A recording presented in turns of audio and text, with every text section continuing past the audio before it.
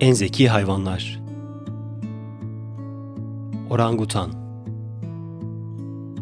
En son araştırmalara göre orangutanlar etkileyici entelektüel becerilere sahip. Orangutanlar kendi yaptıkları aletlerle problem çözmede çocuklardan daha iyidir. Deneylerde orangutanlar sürekli olarak 8 yaşındakilerden daha başarılı bir şekilde yiyecekleri almak için olta kancaları yapabiliyorlar. Ayrıca gelecekteki eylemleri planlamak için geçmiş olaylar hakkında konuşabilen, insan olmayan tek primatlardır. Esaret altında bir orangutan alet kullanımını ve basit bir yapı inşa etme sürecini öğrendi. Araştırmacılar onu vahşi doğaya saldıklarında aynı orangutanın bulabildiği şeylerden doğaçlama aletler yaptığını ve ardından yağmurdan korunmak için benzer bir yapı inşa ettiğini gözlemlediler.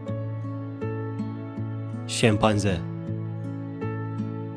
Şempanzeler DNA'larının %98'ini insanlarla paylaşırlar ve Sahra Altı Afrika'ya özgüdürler. Uzman araç kullanıcılarıdır ve şempanzelerin ihtiyaç duyduklarını yapmak için mevcut öğelerden doğaçlama araçlar kullandıkları görülmüştür. Bu büyük maymunlar aynı zamanda psikolojik teknikler de kullanırlar. Kendi aileleri içinde belirli görevleri yerine getirmek için başkalarını manipüle edebilirler. Bilim insanları yetişkin aile üyelerinin gençlere işaret dilini öğrettiklerini keşfetmişlerdir. Bu keşfin en ilginç yanı hiçbir insan etkileşimi ya da herhangi bir yönlendirme olmadan şempanzeler çocuklara işaret dilini öğretmeyi üstlendiler ve bunu grup arasında iletişim kurmak için kullandılar. Belirli kullanımlar için farklı aletler yaptılar ve birbirlerine öğreterek farklı bölgelerde farklı yerel alet yapım kültürüne yol açtılar. Ayrıca şempanzeler avlanırken veya diğer birliklerle savaşırken stratejik olarak işbirliği yaparlar.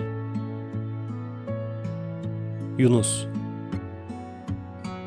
Eğer boyut önemliyse o zaman yunuslar dahidir. Çünkü vücut kütlelerinin yüzdesi olarak beyinleri gezegendeki en büyük beyinler arasındadır. Kendi seçtikleri bireysel isimlere sahip gibi görünen tek insan olmayan yaratıklardır. Daha da ilginci yunuslar bizim hakkımızda çok şey anlıyorlar. Mimik dili, resimler ve duygular gibi. Ama biz yine de onlar hakkında pek bir şey bilmiyoruz. 50 yıllık araştırma hala onların tıklama sesleri ve ıslık iletişimlerinin şifresini çözemiyor ve dev beyinlerinin nasıl çalıştığını anlayamıyor. Kolayca eğitilebilmelerinin yanı sıra yunuslar aynalarda kendilerini tanıyabilir. Yansımada vücutlarındaki alışılmadık izleri fark edebilir. Televizyondaki görüntüleri tanıyabilir. Ayrıca yunuslar etkileyici bir hafızaya sahiptir.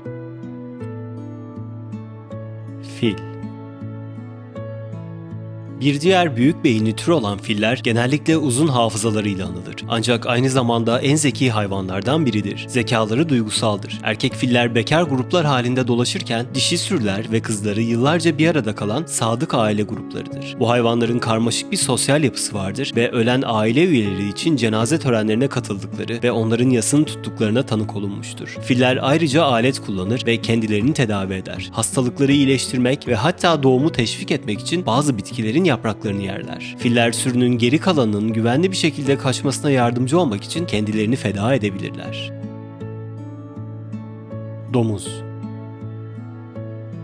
Domuzlar çoğu köpekten daha akıllıdır. Bulmaca çözen domuzlar yalnızca aynadaki yansımalardan gördükleri yiyecekleri bulabilirler. Küçük bir domuzu bir kedi veya köpeğe göre daha kolay eğitebilirsiniz. Ve yuvarlanma konusundaki ünlerine rağmen aslında temiz hayvanlardır. Sadece serinlemek ve hassas ciltlerini güneşten korumak için kendilerini çamurla kaplarlar. Köpekler yürümeye başlayan çocukla karşılaştırılabilir bir zekaya sahipken domuzlar çok daha yüksek bir IQ seviyesine sahiptir. Yansıtma kavramını yalnızca 6 haftalıkken anlayabilirler. Bu insan çocuklarının kavraması birkaç ay süren bir şeydir. Domuzların ayrıca iletişim kurmak için kullandıkları yaklaşık 20 farklı sesi vardır ve anne domuzlar çocukları beslenirken onlara şarkı söyler. Domuzlar duygulara tepki verir ve hatta gerektiğinde empati gösterir ki bu hayvanlar aleminde son derece nadir görülen bir özelliktir. Ahtapot. Ahtapot, dünyanın en zeki hayvanları listesine giren tek omurgasız hayvandır. Tutsak ahtapotların kaçmak için birkaç adımla yüksek dereceli planlama kullandıkları gözlemlendi. Ayrıca üzerlerine kasıtlı olarak su sıçratarak tanklarının dışındaki nesnelere zarar verebiliyorlar. Cama taş atıyorlar ve kapaklı kavanozları bile açabiliyorlar. Vahşi doğada gizlice dolaşmak için kendilerini kaya kılığına sokarlar. Ahtapotlar kayaları taklit ederken suyun hızına ayak uydurarak çok yavaş hareket ederek hareketsiz durdukları yanılsamasını yaratırlar. Bu avcıların varlığında fark edilmeden hareket etmelerini sağlar. Ahtapotlar ayrıca hem uzun süreli hem de kısa süreli hafızayı kullanarak labirentleri ve problem çözme deneylerini anlayabilirler. Yaşam alanlarında bu uzun yolculuklardan sonra bile yuvalarına geri dönmelerine yardımcı olur. Karga.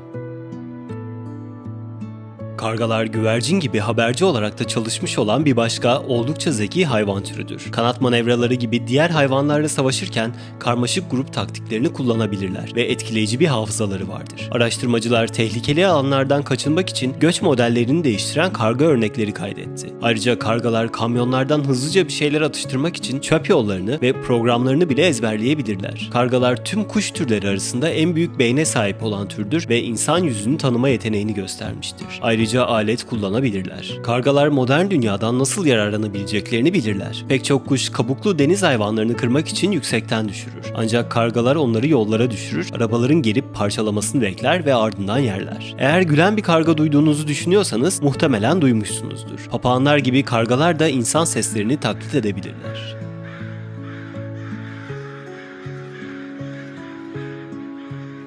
Lütfen videoyu beğenmeyi, kanala abone olmayı ve bildirimleri açmayı unutmayın.